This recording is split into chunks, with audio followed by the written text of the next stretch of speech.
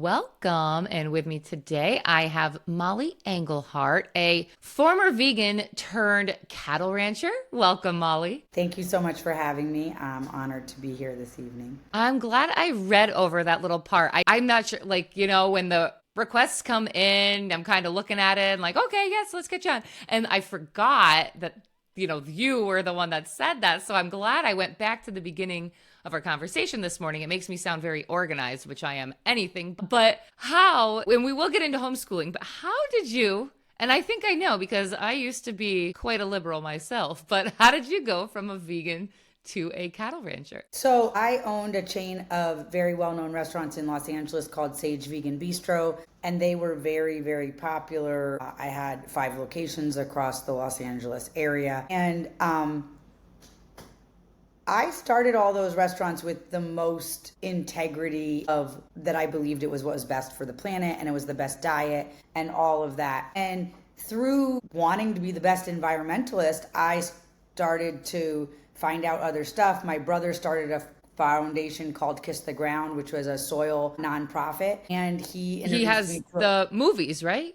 yes, Kiss the Ground and Common Ground. Yes, exactly. Yes. And Okay. Yep. so I've seen him on the high wire. So he has really given me a lot of context. And so I start realizing that food waste in my restaurants is actually way worse, and methane is worse than carbon, and carbon's kind of a psyop. And so I start to realize all of these things, and I decide I need land so that I can compost all of the food from my restaurants and turn it into soil. So I'm like totally on to wanting to do this, and it's not easy. We can't get a loan. It takes a lot of time. But we finally get our own land and we start composting. Then we start growing vegetables. And then I realized compost without animal manure is just not the business. And it's not really nutrient dense. And little by little, I'm sitting there breastfeeding my baby. And then we get this cow so we can have her poop for the manure. And then I'm like feeding my toddler oat milk from Costco while I'm breastfeeding my baby. And I'm looking at my cow, Una, who we're milking off because she makes more milk than her baby can drink. And we don't want her to get mastitis. And I'm just like, if my breast milk is gold, like the best thing that's ever happened to my child, how could Una's breast milk cause cancer and be filled with blood and pus and be like cancer causing, worse than cigarette, Listeria. all the stuff that I've been led to believe about dairy? And so I kind of quietly just started feeding my kids raw milk, but I'm like still make my living selling vegan food. And I'm still in this vision of like a farm where nothing dies. And I then just keep farming and I just keep realizing there's no vegan food. Essentially, everything is dying and feeding things that are living. And whether I have a piece of steak on my plate or not does not absolve my plate from the death that contributed to it. And that's what my book that's coming out in August is about. It's called Debunked by Nature. And it really just looks at if we want to be truth seekers and we want to know what the truth is, we should take these ideas into nature, into farming, into the savannah, into the woods, and say, like, does that work? Like, do bulls have babies? Or can we milk a bull? You cannot. Just spoiler alert on that one. And just started to look at everything. Like, every mammal on the planet prioritizes water, food, shelter. Some of them prioritize shelter, and then reproduction.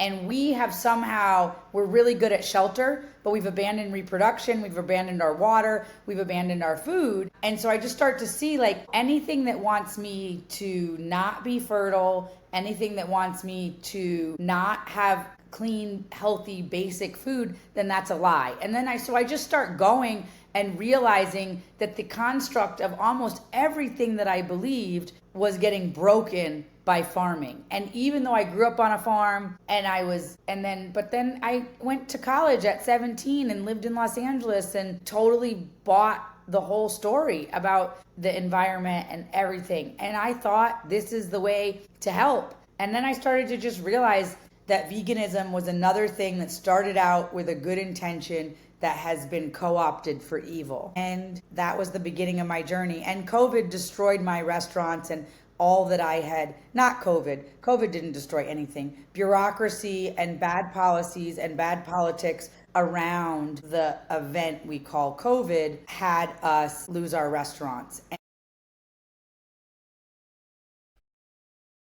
So when, all these bad policies destroyed my restaurants, we ended up closing 3. And then I had the last 2 restaurants, and I had this thought, well, if I don't at least try to do them as regenerative agriculture. I've been living kind of secretly, not secretly, because obviously I bought this ranch in Texas. It has an Instagram. I'm on it. But I've been very low key, like never saying like we harvest animals, never saying that anything. I never show my husband eating meat, even though, I'd stated in podcasts and stuff that he did. And I was literally like afraid of the vegans, if we could be honest about it. And so I decided I'm just going to come out on Earth Day 2024, and I'm going to tell everybody that the restaurants are not working in their current form. And I think that it's partially because it's not in alignment with what I believe in the world. And what I believe in the world is that regenerative agriculture is the most important thing. Soil is the most important thing. 73% of the DNA in healthy soil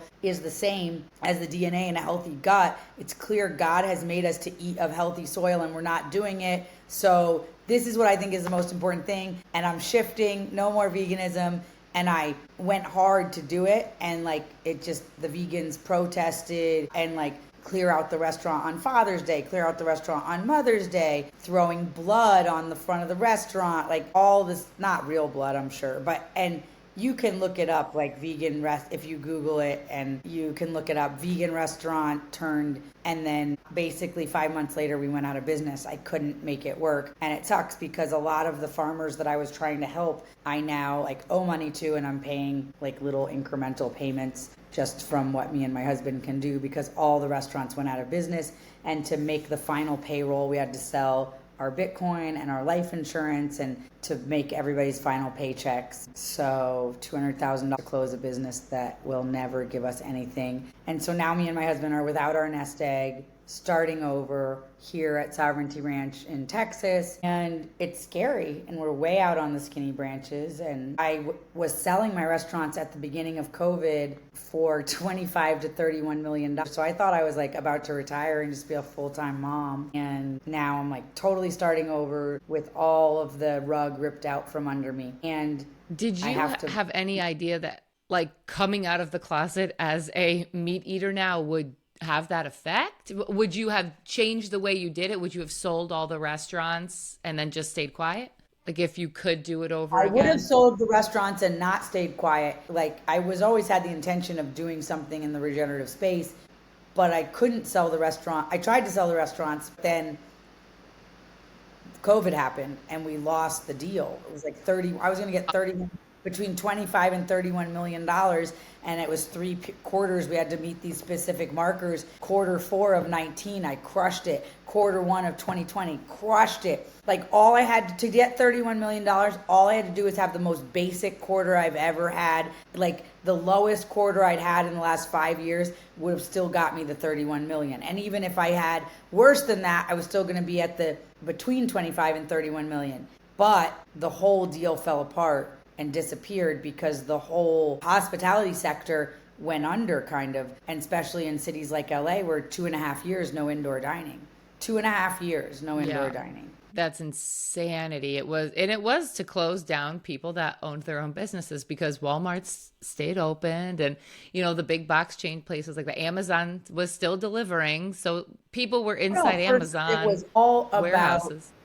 It was all about the independent wealth maker. Mm-hmm. And they absolutely did. And there's so much about what you just said that resonates with me, because like I said, being before, very liberal, and I'm in New York, and it took a shift in my thinking as well during COVID, and watching the High Wire and realizing, oh man, we've been lied to. And my husband's like, I've been telling you this stuff for years. Like you kind of mentioned with the windmills and everything going to solar power and batteries. And he would come home from his job and he's like, no, I work with this stuff every day. It's not at all better for the environment. I promise you. So I was like, no, Obama says it is. We got to believe Obama. And then once COVID happened and I started actually researching the stuff that he was saying and the High Wire was saying, I was like, oh my God, we've been lied to. And that it sucks realizing that. And I think that's why your clientele, it's easier for them to all gang up together and be mad at you than to confront that you might actually have some knowledge that they didn't have before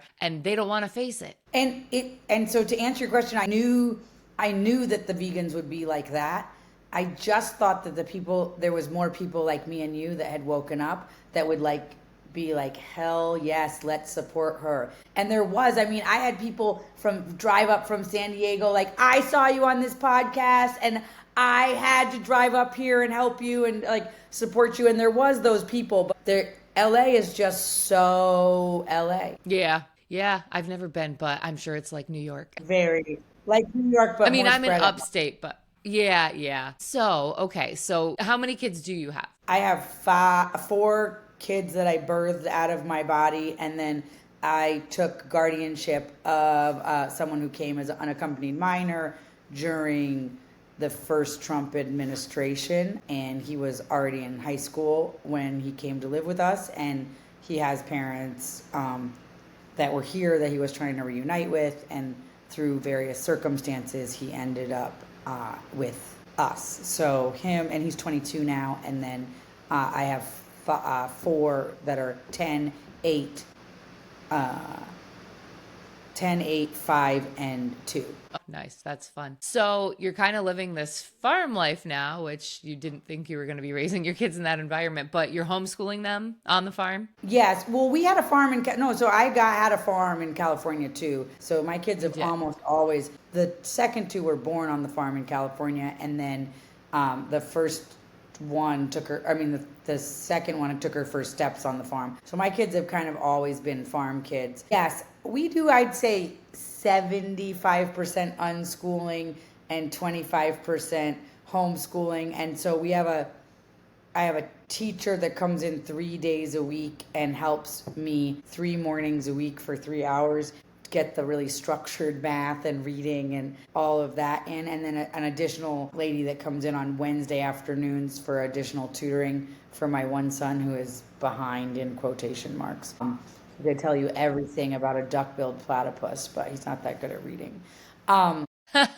He could he'll just be telling you all this information. You're like, whoa. But yeah, reading is not his thing. But I'm also learning disabled in reading. I was dyslexic, and so we'll see. I think it'll work itself out. So yeah, we do about, I'd say 7% farm school, helping pull calves, dealing with, sick animals, bottle feeding calves, making products for the farm store. They have some of their own specific products that they make in the farm store and they make revenue from, and then they help overall with other stuff, checking on, animals, collecting eggs, all of these kind of other, working in the restaurant, working on the POS, figuring out how to ring customers up. So it's like that. It's a combination of unschooling, entrepreneur school, and then regular classes where they're doing workbooks and all of that. Yes, because in California, I assume you probably have stricter regulations like we do, where you have to report every quarter and what you're doing and how they're doing, and probably some testing at some age. In California, yes, but now I'm in Texas, so I got to, I stayed with the California program to finish out their year, so we had all the documents, but then in Texas, you just have to have a curriculum that you're doing, and then you have to say that you're homeschooling. I think it's very much less. It's much more homeschool friendly. Yeah. Yeah. That's awesome. And you got to think of the back end stuff that your kids are getting exposed to. Like when you want to introduce them to, this is how we do taxes. This is how we, set this up. This is how we set up our Ks or retirement or, that sort of stuff. They can really be part of all of that. They're learning. And it's so funny too, because with the raw milk.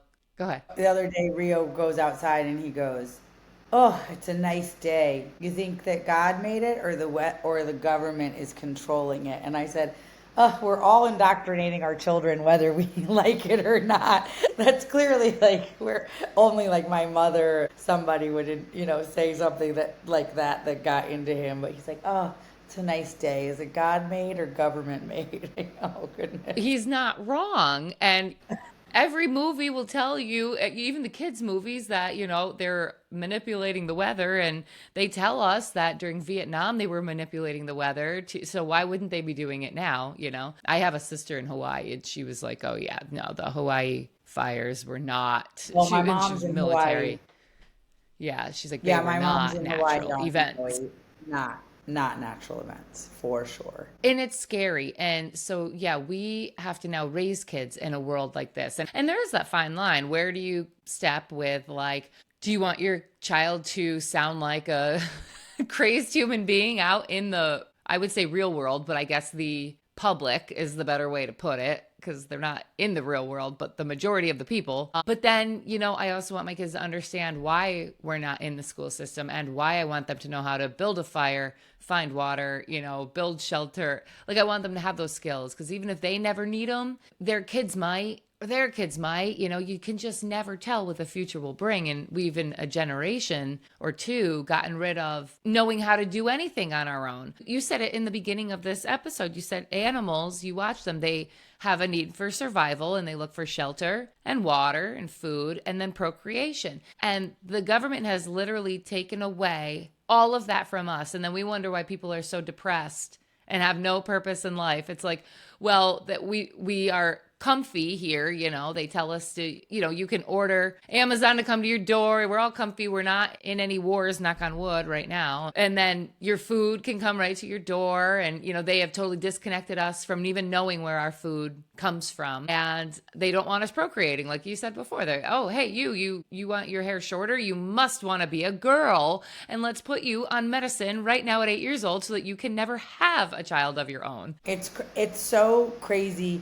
And my kids are getting so much knowledge that is just from observing, like, humans and being in the world, that I feel really proud of them. My friend passed away last week from breast cancer, and it's the second person that my 10-year-old, my best friend died in 2018 of breast cancer as well. And we found out she was going into hospice last Friday night, and then she passed away less than a week later. And when we found out, my husband, we have a big double king bed, 2 California kings. We're a big co-sleeping family.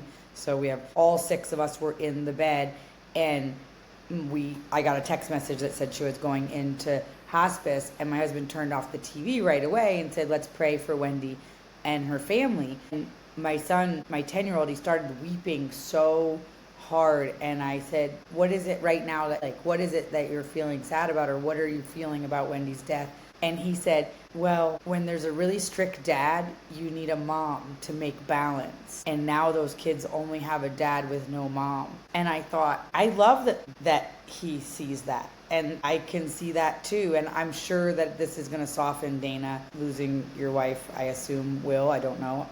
And I trust that God totally has it handled, and he's going to do a great job. But I just noticed in my 10-year-old that he's observing or noticing things that I don't notice all other 10-year-olds that are on their screens or watching, just scrolling or watching TikTok videos are necessarily present to. And I just think that that's beautiful. And the other day I was doing a farm tour, and I wasn't being that present to the animals. I was just like talking and doing my blah, blah, blah, blah, blah. And my son is like, hey, Mom, that goat had a baby and the baby is missing. And he was totally right. The goat had a full udder. There was blood on her vagina, and there was a missing baby. And we never found the baby. It seems like a predator got it. But I didn't even notice that. And we all went into like finding the goat, and he did. He saw it. And so I think there's ways that he's more perceptive, and there's other ways he's totally checked out. Like, he doesn't have any idea about wanting to be cool, or like if these shoes are, like, everything is about comfort. Like, he doesn't care if some clothes are cool, or he just wants to be comfortable. And so there's other ways that he doesn't fit into society, or maybe could be made fun of from other kids. But he can drive a Bobcat, he can drive a excavator, he has a little golf cart, like a little Jeep looking golf cart that's a stick shift that he can drive. And he's 10 years old, you know what I mean? He can do things in the real world. And he's really into roses. He plants rose bushes, he names them. And so I think he's observing in a way that other people are maybe not observing because they're so in all of the devices and in all of the educating to get them to know facts. And I just noticed that he's observing in other kinds of ways, and I think that that is really great.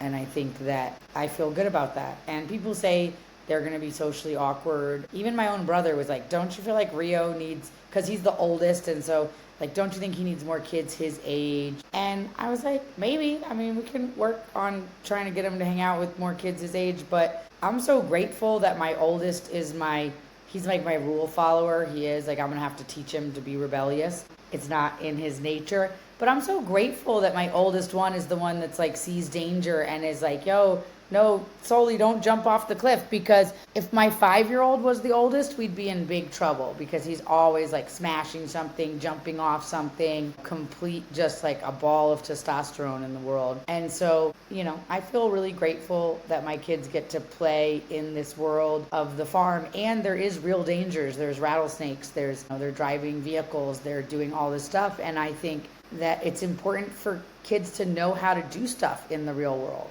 And if we don't allow them to do dangerous things carefully, then what are they going to be able to do when they get older? Write a lot about this in my book about we have a culture of people that literally think being uncomfortable means something is wrong. But literally being uncomfortable is the human experience for the last thousands of years. And we have just gotten to a point in the last 150 years where comfort is like a thing. Like, you think that people that like took wagons across the whole United States and died of dysentery were shot in between the battles and like all of the things. Like, in order for each one of us to be here, we had relatives that were like excellent at hunting and really hard fighters, workers, whatever, to get us here. And I think a lot of us are not doing any justice to our predecessors that survived so much to get us here. And as an employer, people are like, oh, I don't want to go to that table. They're making me uncomfortable. And I think to myself, oh, did they hit on you? Did they smack your ass? What happened? Well, no, I forgot their appetizer and I got them the wrong soup and then I dropped their drink. And so now they're annoyed with me and I feel uncomfortable. Okay, well, go fall on the sword, apologize, get them a free dessert and tell them you're not committed to this kind of service and you're going to make it better. And then literally the employee is like, well, if you're not going to have my back, then I don't want to work here because I don't want a boss that doesn't have my back. And I'm thinking to myself, like, where did we get this idea that being uncomfortable is wrong? We have to be able to push through discomfort. I pushed 4 babies out of my vagina. And you know what? It's really hard work and it's really uncomfortable. And we need to be training people to be good at being uncomfortable and pushing through things. Or we're just going to have a society of people that want to suck on the tit of the government and not be sufficient in any ways. And I don't mean self-sufficient, I mean community sufficient. We can't be self-sufficient. There's no self-sufficiency. That's another psyop. Like, nobody is self-sufficient. You're just either more sufficient in your community or you're more sufficient with DoorDash and Amazon and Instacart, but you're still depending on a community. You either are paying the community or you're in the community, like, committed together to support each other. And you may still be paying those people as well, but those are the 2 ways that we can do it. But no man is an island. Nobody is self-sufficient.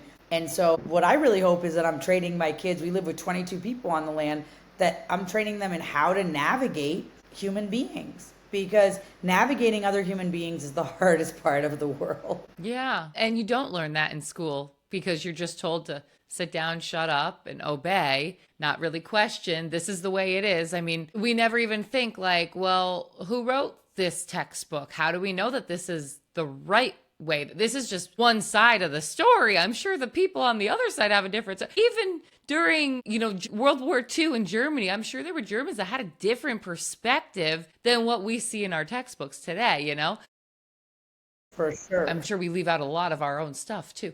But yeah, and I love what you're saying too about, like, I didn't think we needed this stuff anymore either back when I was, in the matrix. But now that I'm in the homeschooling community and I have friends, we get together every week, and they have gardens where they actually garden together and share the stuff. I have my own garden here, which I just kind of like dabble with, see what works and what doesn't.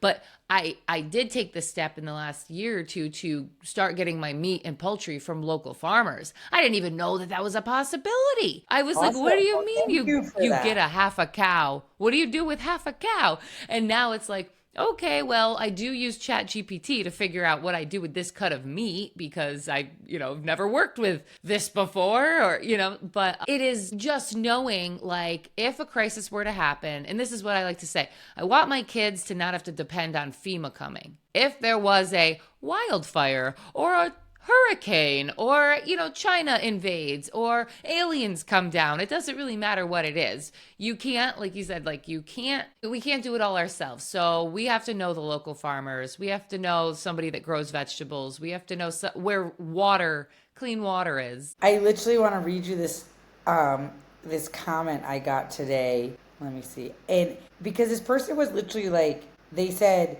in this day and age, we don't need to grow our food. Guns are lame. Christians are out.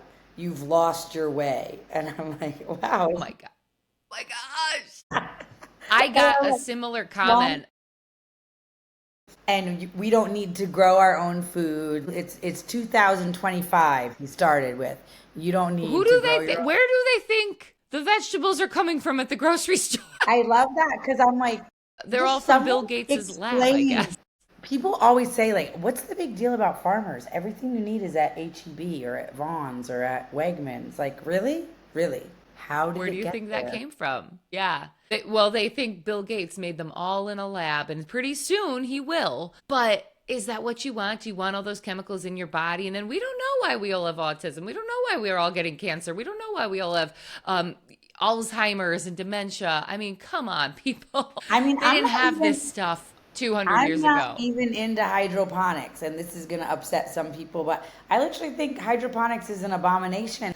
We are 73% the same DNA in our gut as soil. We are meant to eat from the soil. Stop it. Stop growing in water with chemicals, even organic chemicals. Soil is an intricate part of the food process. We cannot just take out healthy soil and think that we can pour nutrients on dirt or pour nutrients on some sort of growing medium or just water and think that it does the same. In a handful of healthy soil, there is more living beings than there are human beings on the whole planet. And we are literally acting as if it is not an important part of the planet. And it is. So everybody that's a bobblehead for the environment and carbon,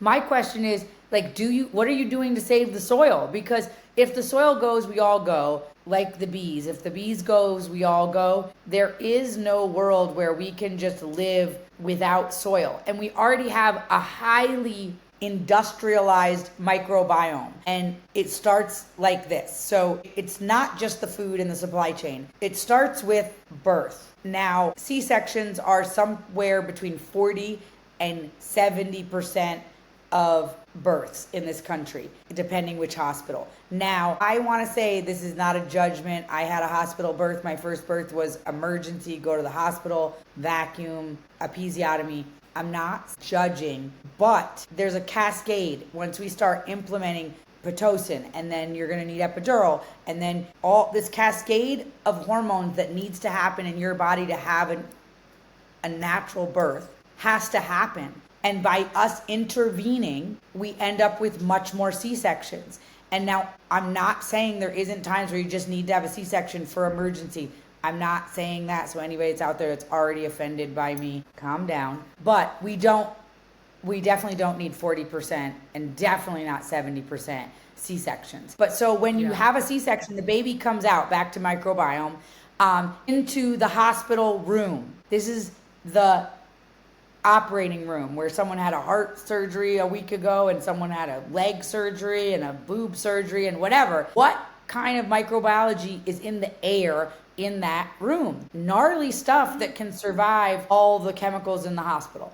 Now that is what inoculates the baby. But the baby should go face out, coming facing the anus, out the vagina, and get squished the juice from the birth canal into eyes, ears, nose, mouth, vagina, penis, butt. Everything, all's getting inoculated with the perfect microbiology from the mother. And do you know that there's microbiology that lives in our colon that doesn't ever leave our colon, that migrates to the vagina right before birth, and then somehow we magically don't get an infection from this stuff that shouldn't be there, so that we can inoculate our babies. And then, so that's the first thing. So we do that.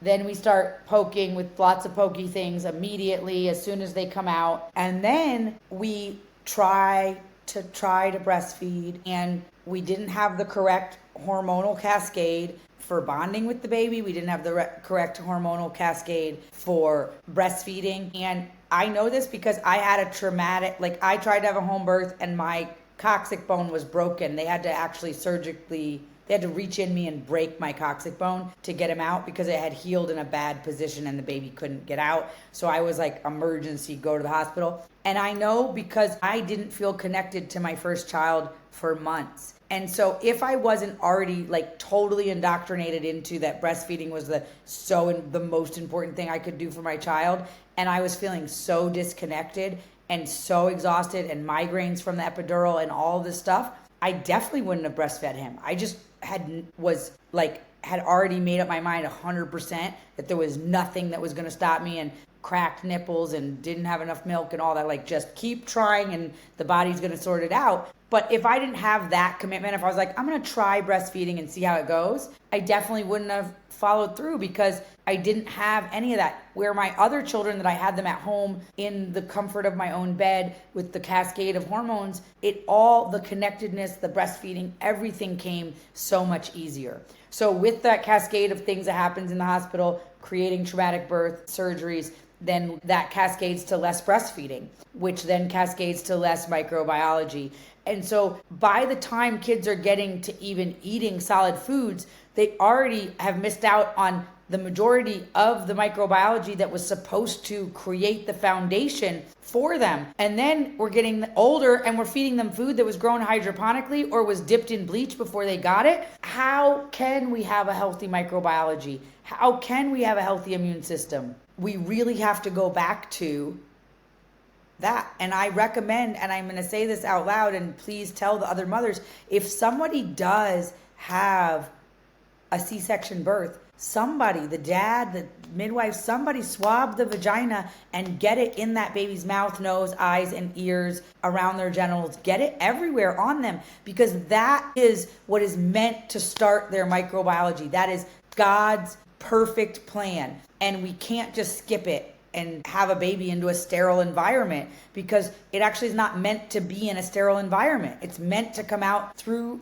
the birth canal and over the anus. Yeah. That's the way it's meant to come out. Anyways, yeah, I'm really into microbiology and healthy guts. And I could even go on that we can keep going, that healthy soil operates more powerfully than SSRIs. And so we're so disconnected from the soil. And then we can look at every single mass shooting that's happening. All of them are on SSRIs or other pharmaceuticals for mental health. Would we need those if we had healthy microbiology? I'd be interested to see the statistics, and I don't know the answer to this, but on formula-fed babies, C-section babies, then how much of them end up on SSRIs, and then how does that all connect? Because I think it's a cascade that we have in our culture right now. And then there's the sanitizer. Mothers are just obsessed with sanitizing everything, and it just goes on and on and on. And essentially, breast milk is the perfect foundation for all of the perfect microbiology, and we can't reproduce it. We literally can't. And if you can't get breast milk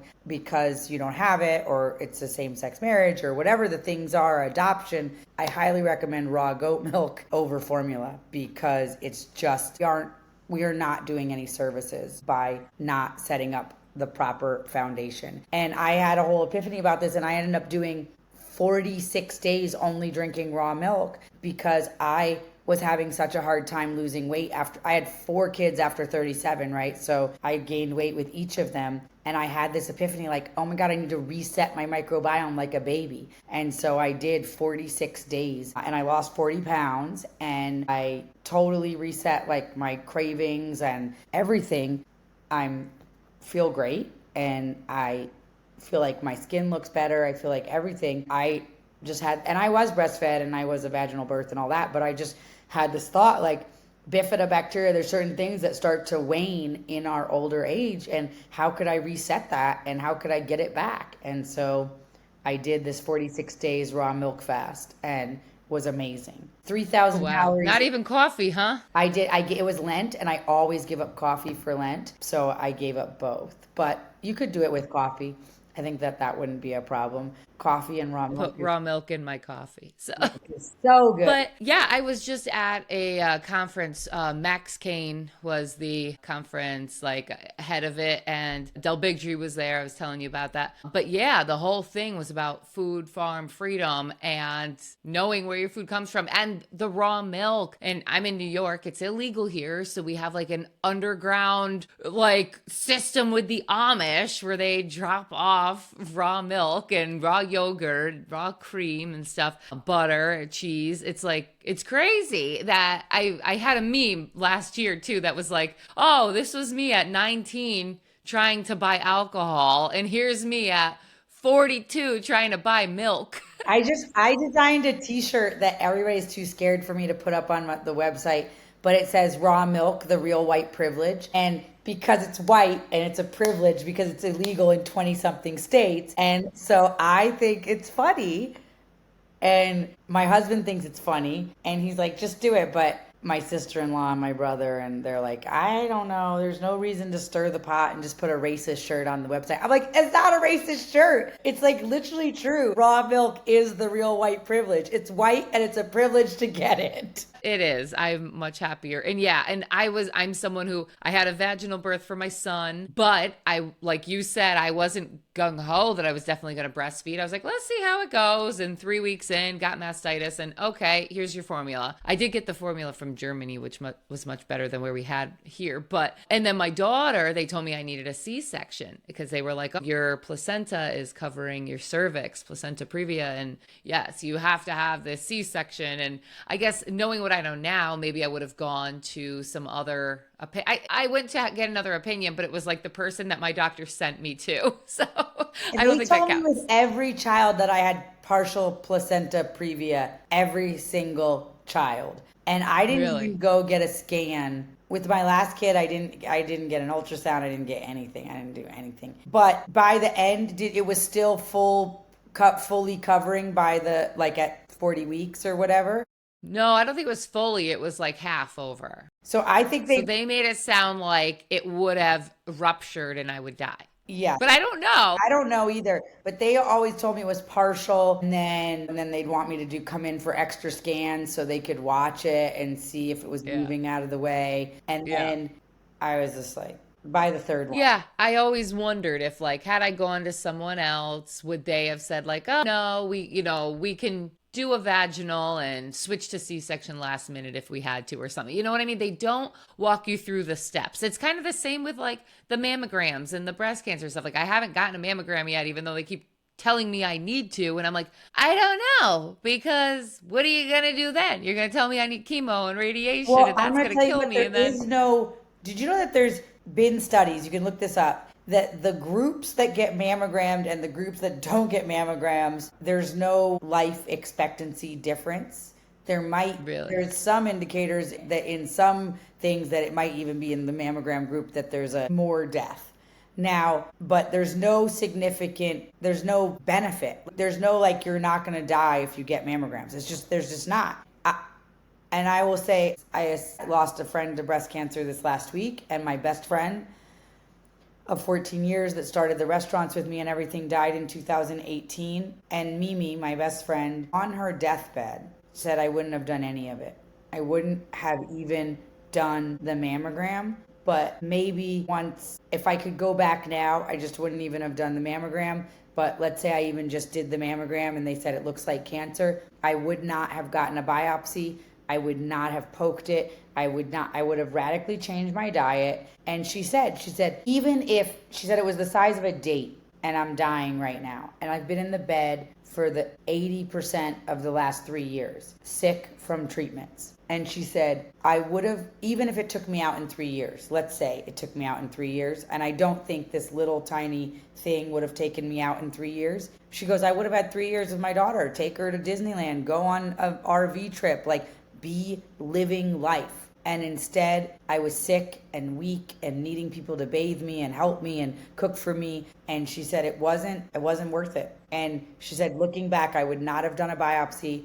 I would not have done any of the treatments. I would have radically changed my diet. I would have done a water fast once a year, and I would have radically changed my diet. No carbohydrates, no food, no highly processed food. I'd go to like a meat, bone broth, and greens diet only. And that's what she believes. She felt very strongly at the end that hindsight is 20, she said. And I can see now that there was a moment for me to make a choice, and I made the wrong path. I took the wrong path. But she took the path that they force down your throat because they tell you you'll die without doing it. And so I understand. And she had a daughter. She had a 5-year-old daughter. Her mother was in the medical industry. But I'm going to tell you what, her mother has had some of her own health challenges and literally has basically told the VA, even though she's a nurse and everything, like, you can keep your medicine. And they gave her, diagnoses and timelines, and we are way beyond any of those. And so I'm going to say that I think, and my friend that passed away, she did all the stuff because she didn't want to, but she felt that she had children and she had to do everything to try.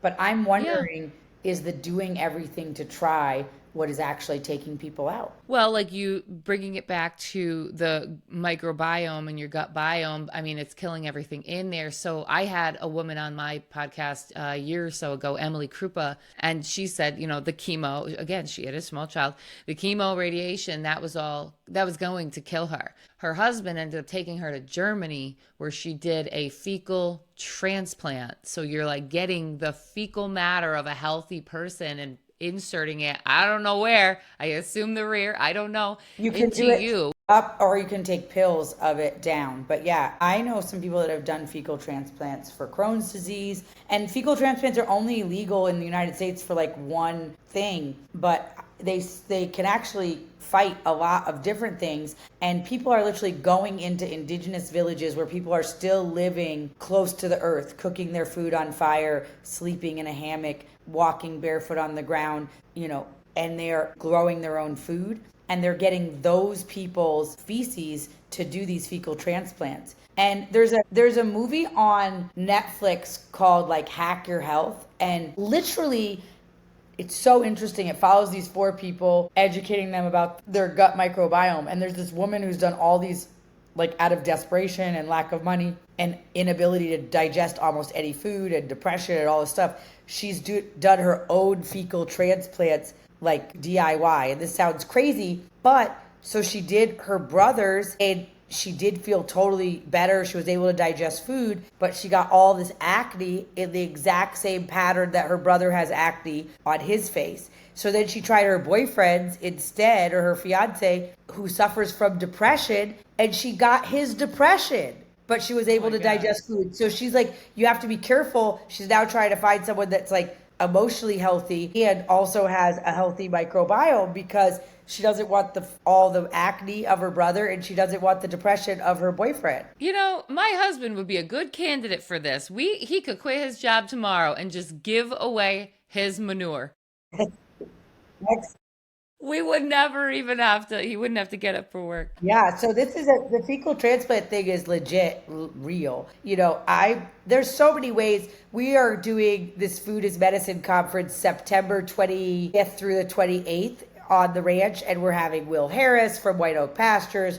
We're having Courtney from the Real Foodology podcast, and we're having so many really great speakers. And one of them is Logan Duvall, whose son had stage 4 cancer, and he cured it with all local food. Basically, the concept was that the local food has coherency in your body, and the sun and the water and the environment is actually telling your body how to heal in the environment that you're in, and that we don't eat any food that's local that much anymore. And so we don't have coherency because we're getting information from sun and water and air and earth and soil from 3,000, 5,000 miles away from the other side of the globe where it's winter. We're eating broccoli in the middle of the summertime. Like, broccoli doesn't grow here in the middle of summertime. And so that is crazy. And so Logan Duvall is going to he has a Me and McPhee market. It's like a grocery store in,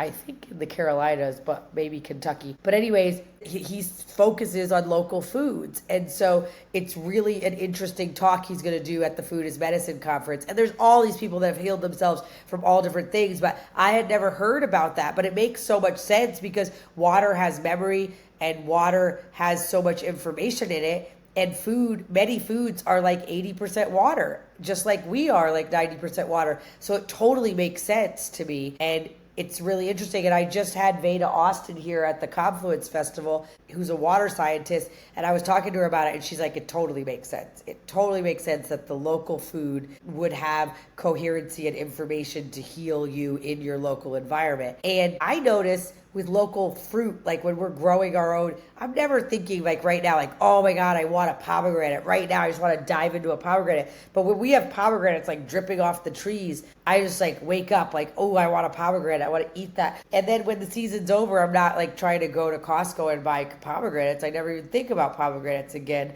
for the rest of the year. So I do think there's something in that the local food has coherency in healing us. That makes a lot of sense. And they were talking about that at the Food Farm Freedom Conference as well. Like, do you really need a banana all year long? Or it should just be. And the other thing about the raw milk that they said there too, it was so funny. They were like, well, one guy asked the question, well, I'm an adult. I get that, you breastfeed babies. And so maybe a baby needs the raw milk, but why would I as an adult need one?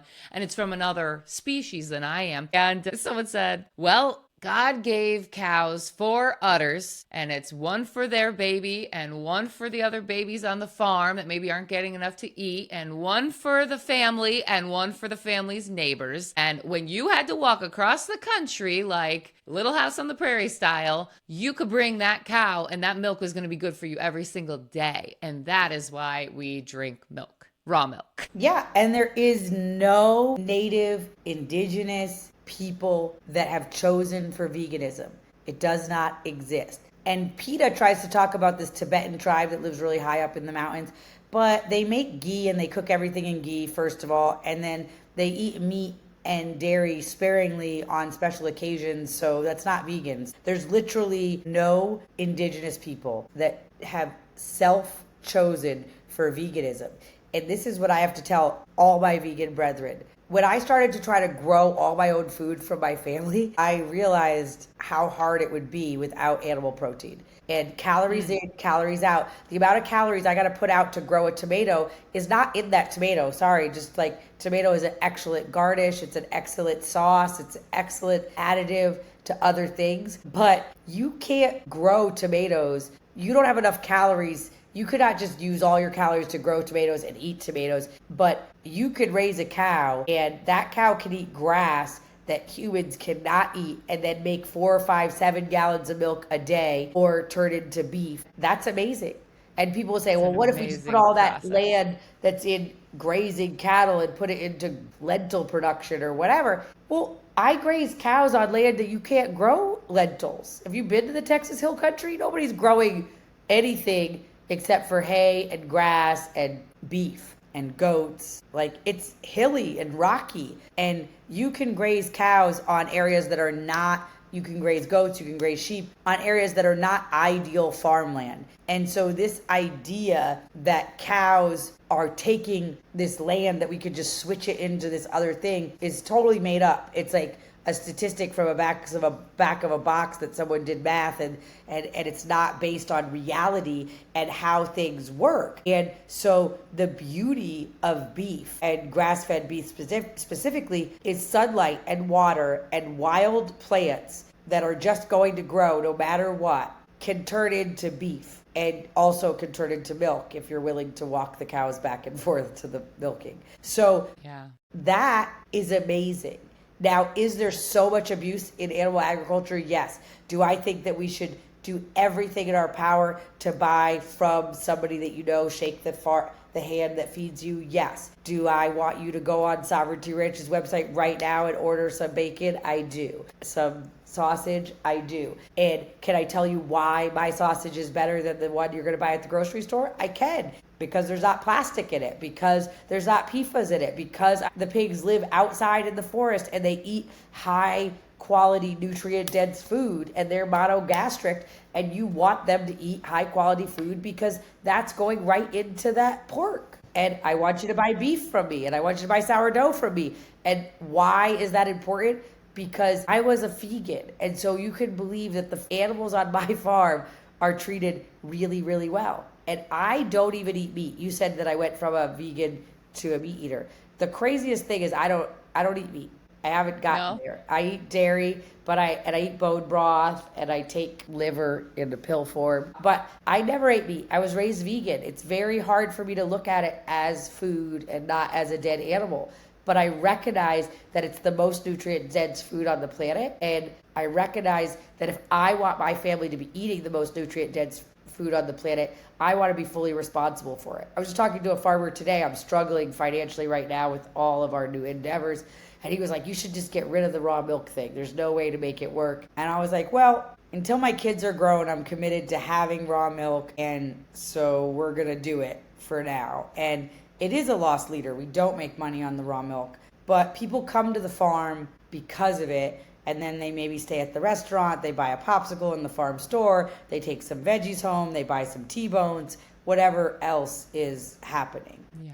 Yeah. So, okay. So your book comes out soon. Tell us where we can find that. Acres USA is a farming publisher. And if people know who Joel Salatin is, Joel Salatin wrote the foreword to my book. And awesome. It's going to be on Amazon. It'll be at Barnes and Nobles. It'll be at Acres USA online farm bookstore. It will be on my ranch and my farm store. If in August, people could set it in their calendars. In August, it will be for pre-order on Amazon, and it will really help me if people would order it pre-order. And you can read it with your kids.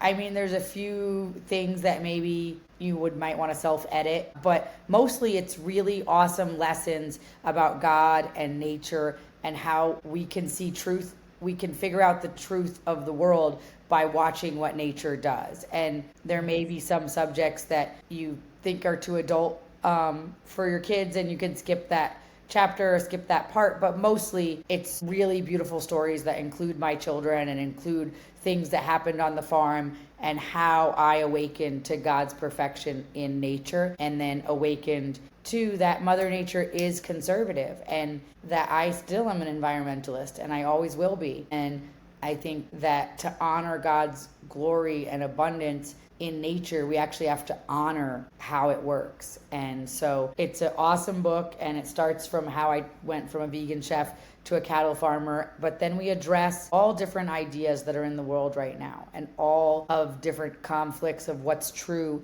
and we look at it through the eyes of Mother Nature. Awesome. Yeah. And to round that out into homeschooling, it's like when you send your kids to school every day, are they getting nutrient dense foods? I mean, you can send them with all of the organic meats and dairy and, fruit and vegetables that you want to send them with. But most schools today have free breakfast and lunch that they offer to all the children in the school. So your kids can throw out what you sent them with, and they can get the chemicals that are in all that food, the dyes, the injections, the hormones. It's awful. So Mollie Englehart, thank you so much for coming on today. I will link all of your websites and everything in the show's description so people can check that out. And I just want to thank you for being this voice that's, I'm sure, was not easy to become, but thank you. This world needs it. Thank you so much. I'm honored to have been here. I just want to tell the truth, and I want to inspire other people to know that it's okay to change your mind. It's okay to believe something,